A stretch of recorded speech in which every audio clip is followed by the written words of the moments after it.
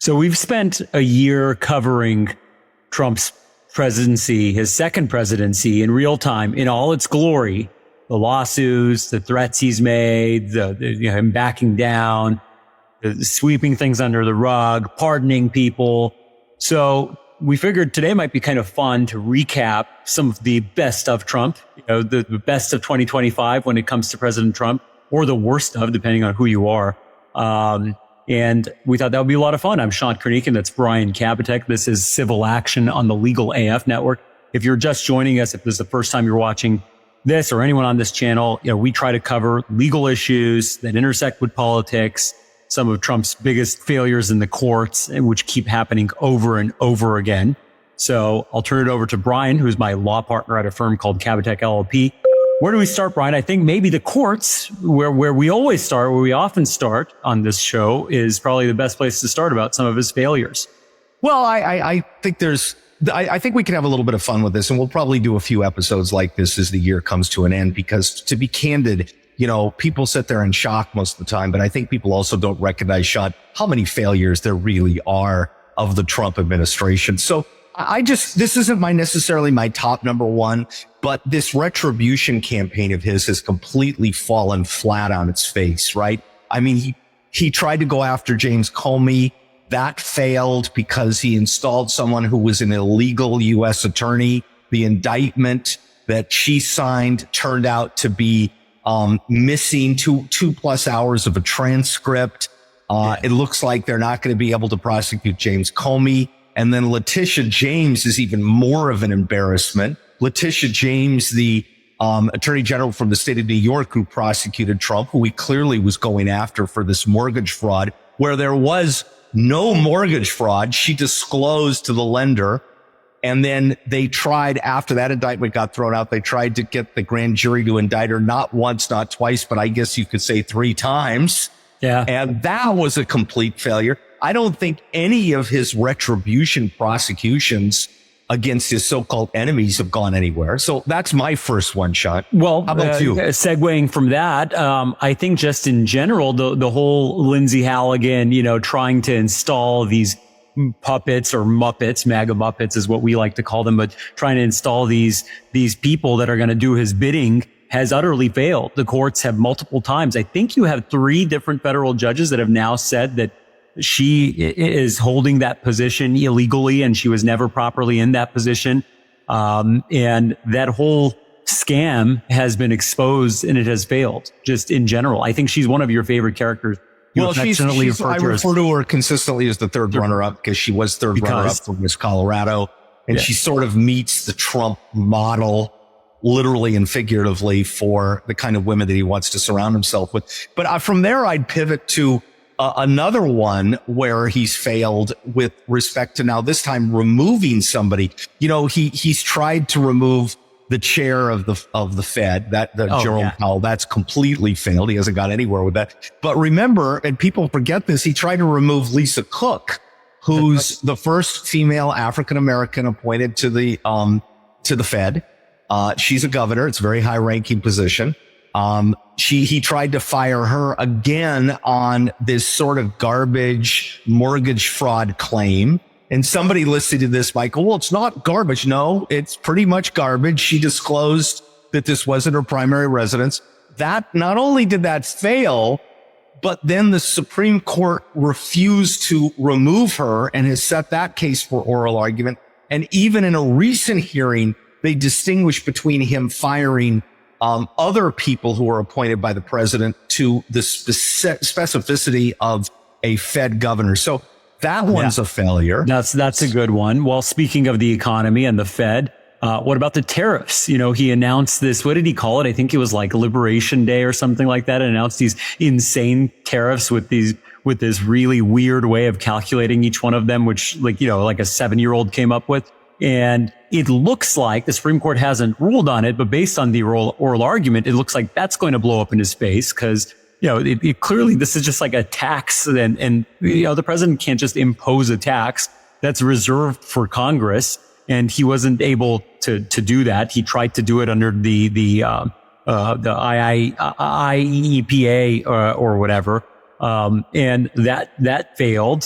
He's not going to be able to do that. And he's being sued by a number of major, American businesses and foreign businesses too, including Costco, who are basically trying to get refunds on this extra money that they had to pay for stuff that is looking like is going to be held improperly withheld from them.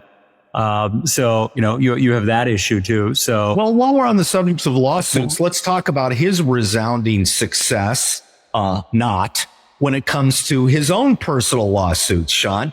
And just a couple that come to mind is he's had court appeal for the Seventh Circuit. That's out of basically the Illinois area. Dismiss, I believe, at least 2 of his lawsuits in the last 30 days. One was against CNN, and another massive lawsuit that kind of flew below my radar screen, but he had sued Hillary Clinton, the Democratic National Committee, and a bunch of other people over the claims about the election and the election fraud and issues like that. I believe that one of those lawsuits, my best friend Lindsey Halligan represented him in, and she and Trump both got sanctioned almost $1 million for basically filing a frivolous jointly lawsuit, and severally. So yeah, right. Which brings up a really fun point for those of you listening and not understanding joint and several. That means that one person could be responsible for 100% of the debt, and in that case, what are the odds of Donald Trump signing one of those big checks and taking Lindsey Halligan out of zero odds? Zero odds. So she's going to have to pay for it. Yeah. Right. And she's out of a job now as the U.S. attorney. So she might want to look to Chick-fil-A. Yeah. Yeah. And it's clear now that he doesn't have absolute immunity. What about what happened with the E. Jean Carroll case as well? You have that one there too. So a number of failures. Speaking of lawsuits, maybe we should, talk about our home state here, California. California's had some major victories against Donald Trump. You want to talk about some of those, Brian? Well, I think it's just the statistic that the Attorney General of the state of California, a fellow by the name of Rob Bonta, has filed or joined 52 lawsuits against the Trump administration. And those where decisions have been made, some are still pending, that the state of California has won the vast majority of them. But I think we should talk about this in another episode, Sean, is the, sort of what has started out as the immigration attack and what's happened to it. So let's put that all on hold for a second. But a number of these lawsuits have fallen completely flat, or they've overturned policies that the Trump administration has tried to implement, right? Yeah. I mean, but that is an astounding statistic, right? California has filed over 50 lawsuits against the Trump administration in 2025. I mean, 52. That's very precise. I hope you're right. Because some people might want to fact check us, but the courts have issued dozens of injunctions as a result against the Trump administration. And Trump has sometimes not complied, and they've had to step in and issue more and try to threaten with contempt in order to get compliance. So the California victories are also a big deal over there. One thing we can talk about also here about a failure is it sounds like a victory at its front, but it's not so much a victory. It's a failure in so many ways, which is downsizing the federal government. So first of all, he had, this wonderful relationship with Elon Musk. That didn't last very long. He gave him his own special job with his own special hat, DOGE, the Department of Government Efficiency. Yeah. Right. Well, I think anybody, Sean, who took a psychology 101 class in college could see that relationship between those two narcissists was going to end very quickly. Yeah, they've kind of rekindled it only after Elon deleted the tweets about how, how Trump is in the Epstein files. Have they, Sean? Yeah. Did they rekindle it?